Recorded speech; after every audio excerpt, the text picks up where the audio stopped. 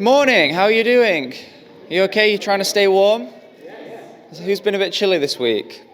Yeah, everyone? You had the heating on? I would hope so. I just wonder if there was some real tough cookie that said no, I've just refused to put their heating on. But we've all done it. Right. So, this week, Judah has been, well, as they're growing and learning, they imitate you sometimes, don't they? You know when your kids, what they're impressed with or what they find entertaining or maybe who they love or what they love, they will imitate it, right? But sometimes they get the imitation a little bit incorrect, don't they? So he was looking at blowing a kiss this week, and Nana was just, my mum was just blowing him a kiss, just, she blew him a kiss, and what did he do? Well, he tried to blow on back, but he didn't get it quite right, and I phrased it as he sort of blew her a spit. She did this, she went, and he went, which, when I burst out laughing, he thought it was hilarious as well, and then he wouldn't stop doing it. So if he blows anyone a spit, he's not doing it maliciously. But it's funny because he imitates what he loves, and what he finds entertaining. But sometimes we get the imitation wrong. And it is the same with people, isn't it? We get a bit older, we get a bit more complex, but we imitate what we're influenced by. We imitate what we are impressed with. But do we let that imitation flow from Christ? Are we imitating Christ in everything we do? I wanted to look at a story today from John 4. And it's a well-known story. The story of the woman at the well. And there's this, we'll get into it, but there's this lady at the well. She's drawing some water out. She's gone in the heat of the day. People wouldn't normally go at this time. She's gone at the most difficult time of the day. Why? Because she doesn't want to bump into anyone. She doesn't want to see anyone, because as we'll see a little bit later on, there's a situation in her life that with the cultural context, with what was going on at the time, she was quite looked down upon. And her situation would have been classed as not great. So she didn't want to come into contact with anyone. Have you ever been in that situation? Maybe not that exactly, but you just don't want to come into contact with anyone. Yeah? You had that? Yeah? So I remember when I was back at uni, and for the most part I did okay, but I remember one assignment that I actually failed, believe it or not. It was fine, I got it remarked and they passed it. I just think there's something wrong with that lecturer, truth be told. But when I first got the result, I did not want to talk to anyone. Because you know what it's like, and everyone's going around asking, how did you do? How did you do? And I didn't really want to talk to anyone because I'm thinking, well, I've just missed the mark. I've failed, so I don't really want to talk to anyone. And obviously, the people who've done really well, they want to ask how everyone's done, don't they? So, in a sense, because of how I was feeling, I did not want to come into contact with anyone. And even though that's quite a minor example, that was just a grade at school, university. This situation in this woman's life made it so she must have been feeling like that most of the time. That she just does not want to come into contact with people. So she is there at the heat of the day. And really it's a place of shame, I suppose, because no one would be there at that time. And yet Jesus approaches and he now wants to speak to this lady. And she is of a different background. She is of a different ethnicity and culture. And again, an extra thing to put in is the Jewish people and this lady's culture and background, they did not like each other. They would not get on. So she's going in the heat of the day, expecting no one to be there. And then she sees Jesus there, and she was really expecting, well, we just wouldn't have anything to do with each other because our cultures, we don't like each other. Does that make sense? Just to get that scene going. So let me read through this. Now he had to go through Samaria, so he came to a town in Samaria called Sychar, near the plot of the ground Jacob had given to his son Joseph. Jacob's well was there, and Jesus, tired as he was from the journey, sat down by the well. It was about noon when a Samaritan woman came to draw water. Jesus said to her, "Will you give me drink?" His disciples had already gone into town to buy food. The Samaritan woman said to him, "You are a Jew, and I am a Samaritan woman. How can you ask me for a drink? For Jews do not associate with the Samaritans." Jesus answered her, "If you knew the gift of God and who it is that asks you for a drink, you would have asked him, and he would have given you living water." Now, some commentaries say this, that when it says he had to go, they don't mean in a geographical sense. They meant in a divine sense, that he had to go. His disciples had gone off to get some food. I find that interesting. They were hungry. So they were thinking with their bellies. They were thinking, look, Jesus, we've been on the road quite a while, okay? We're near town. We're going to go get some food. So while the disciples were thinking, I'm going to feed my belly, what was Jesus thinking? He was thinking, we have got some work to do. We have got to feed someone else, right?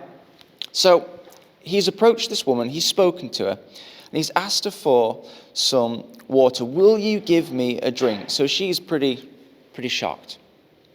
The first thing from this interaction is that Jesus goes to people in their shame. See, often I think with church life, or maybe hopefully not this church, but sometimes we can see that religious spirit that exists where we want to gatekeep Jesus from people. We might not mean to do it exactly, but there's sometimes this idea that exists out there that, okay, if you want to come to God, you've first got to get your life in order. That you've got to sort your problems out, and then you'll be worthy enough to come to Jesus. And yet, we know from the Bible, it's almost the exact opposite. That he will come to people in our shame. It says, wherever you are, whatever you're going through right now, I will come to you. This woman, in her shame, at the heat of the day, he has gone to her. Isn't that a powerful thing?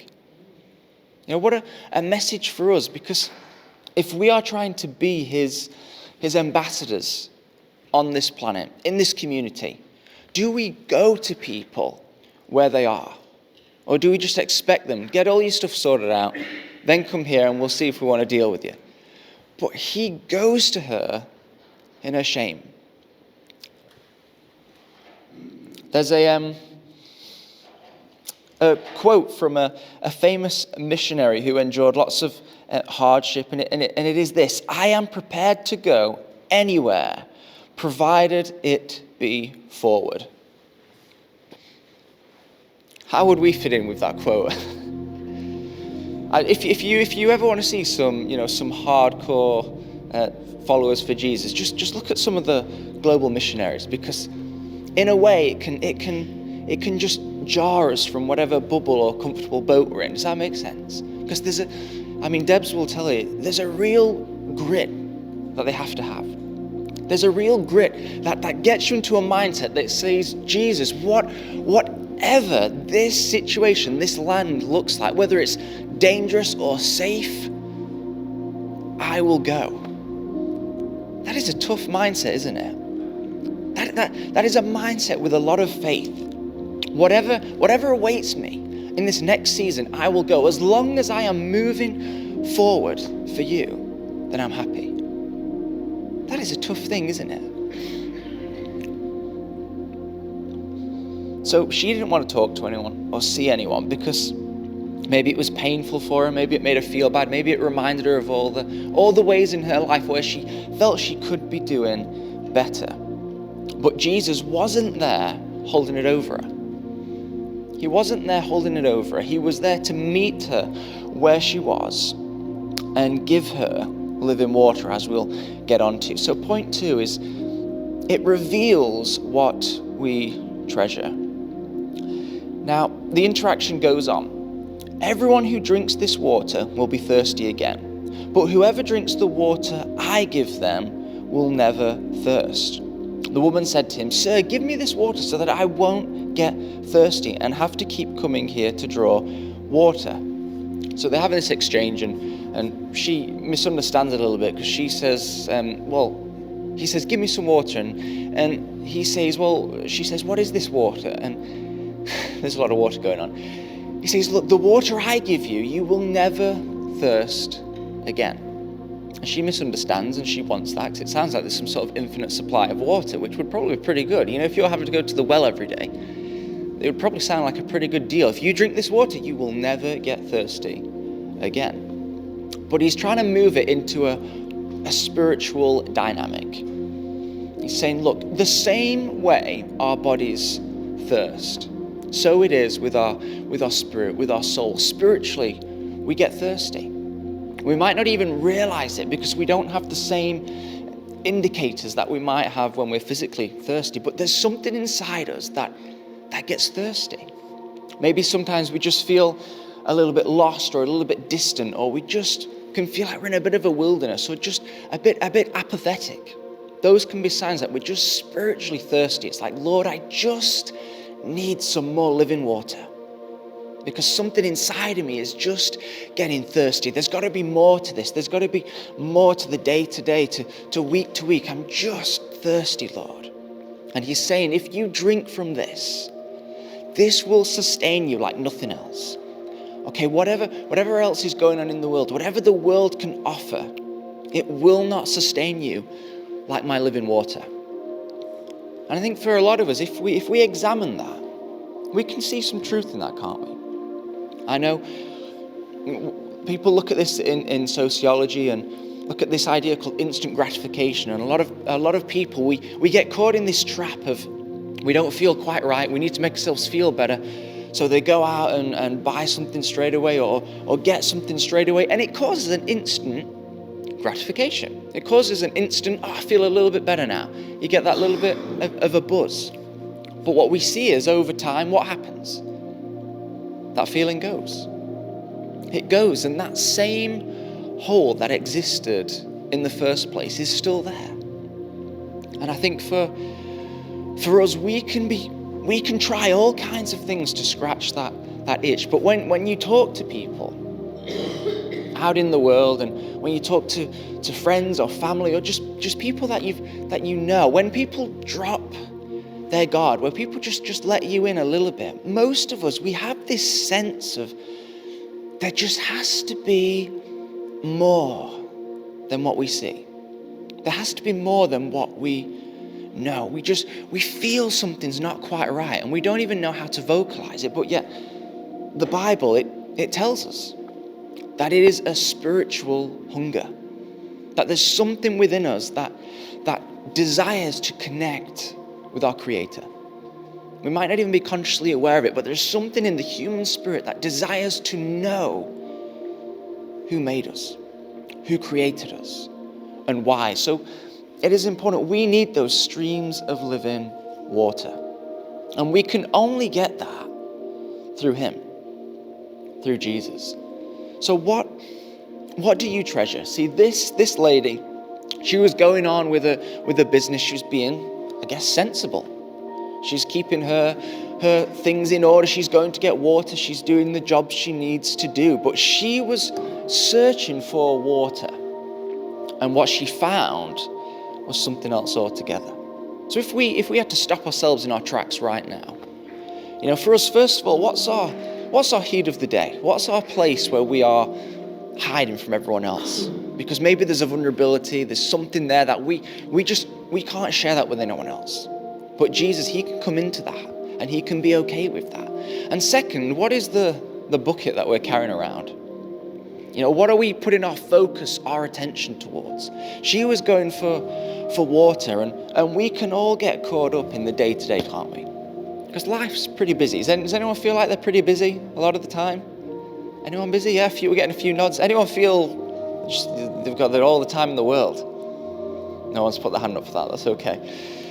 Life is busy. And we all have to do things. But what do you treasure? If you had to put it down right now on paper, what is the biggest treasure in your life? What does your heart treasure? What do you just want to spend your time working towards? What takes up the majority of your time? See, this lady was going for water, but we've all got something. We can just let life become the dominant treasure for us, can't we? We have to spend all our time and effort, our focus, dealing with that. Now, there's some powerful scripture in the Bible that you have to look in context, because obviously it's easy on the face of it to think, you know what, maybe it's irresponsible or bad to just be trying to get things done. But we know we need to use wisdom. We need to walk in wisdom. But there's a sense here. Matthew 6:19-20 says, "Do not store up for yourselves treasures on earth, but store up for yourselves treasures in heaven, where moths and vermin do not destroy." On the face of it, really simple. And again, we have to use wisdom. We have to be wise, because I don't think it's saying, look, we should just never store up absolutely anything. You know, we've got to be sensible. The Bible tells us to use what God's given us, but there is this principle where it's wanting to ask, what is the dominant thing in your life? What is the biggest treasure in your life right now? And if Jesus walked through those doors right now, came to the front and called you by name and said, "Will you follow me?" Even if it costs you everything. What would we say? If he comes through right now, actually that'd be a great time for someone, for the doors to open, you know, maybe everyone would just turn around. If he just came in right now, said, "Will you follow me?" Said, "What will it cost me, Lord?" It could cost us everything. It says, but what you get in return is everything. And it cannot be found anywhere else. So this woman, they're having this interaction. And it goes on. "Everyone who drinks this water will be thirsty again. But whoever drinks the water I give them will never thirst. Indeed, the water I give them will become in them a spring of water welling up to eternal life." The woman said to him, "Sir, give me this water so that I won't get thirsty and have to keep coming here to draw water." He told her, "Go, call your husband and come back." She said, "I have no husband." Jesus said to her, "You are right when you say you have no husband. The fact is, you have had 5 husbands, and the man you now have is not your husband. What you have just said is quite true." "Sir," the woman said, "I can see that you are a prophet. Our ancestors worshipped on this mountain, but you Jews claim that the place where we must worship is in Jerusalem." Jesus replied, "Believe me, a time is coming when you will worship the Father, neither on this mountain nor in Jerusalem." So Jesus is having to demonstrate actually that he is the Messiah. Now she would have been getting an impression something strange is going on, because if someone comes to you and then they all of a sudden know perhaps your darkest secret, or the thing you feel vulnerable about, the thing you feel a little bit ashamed about, if they know that straight away and they're talking to you, you'd be thinking there is something different, there is something special here. Now, it goes on. Jesus gives people a new purpose. The woman said, "I know that Messiah, called Christ, is coming. When he comes, he will explain everything to us." Then Jesus declared, "I, the one speaking to you, I am he."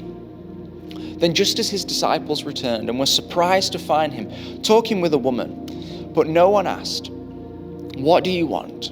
or "Why are you talking with her?" Then, leaving her water jar, the woman went back to town and said to the people, "Come, see a man who told me everything I ever did. Could this be the Messiah?" So I love that. This interaction must have left her so confused or overwhelmed that she left her water jar. The thing she'd come for, the water, and she ended up leaving it.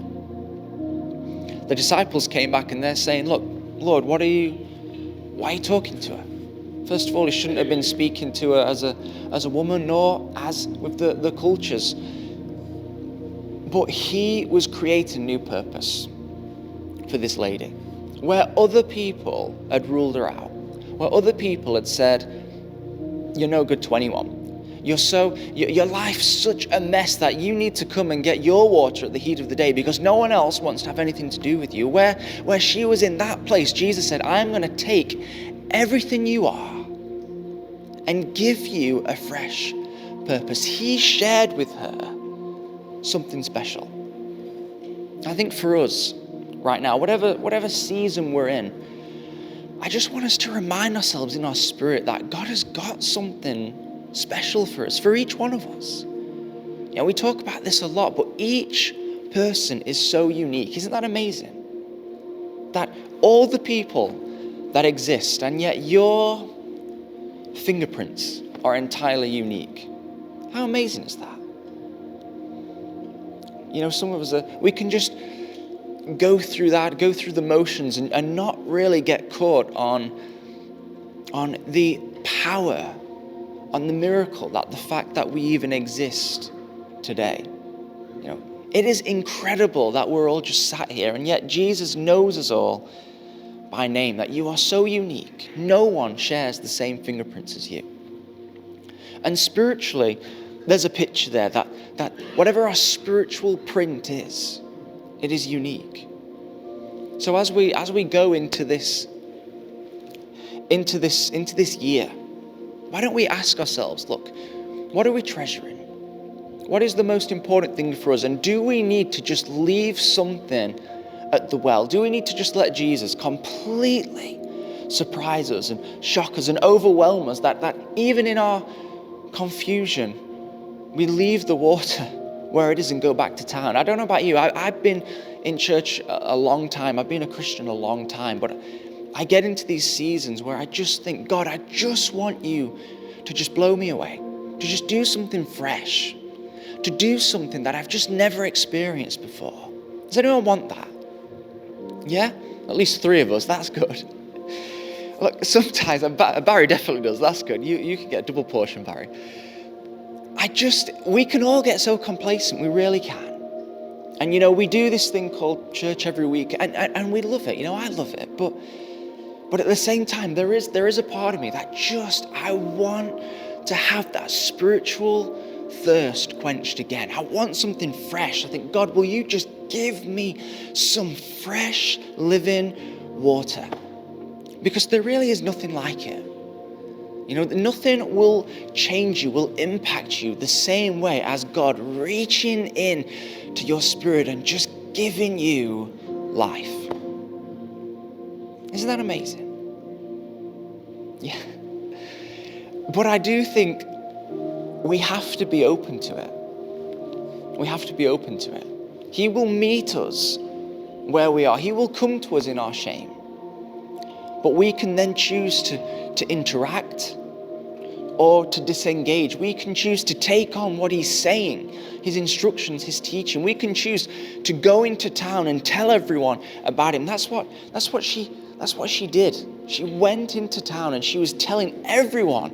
She went from, I don't want to speak to anyone because I'm so embarrassed or ashamed, I just can't deal with anyone, to, I'm going to go into town, probably make a fool of myself, and I'm going to say to everyone, I think I met the Messiah.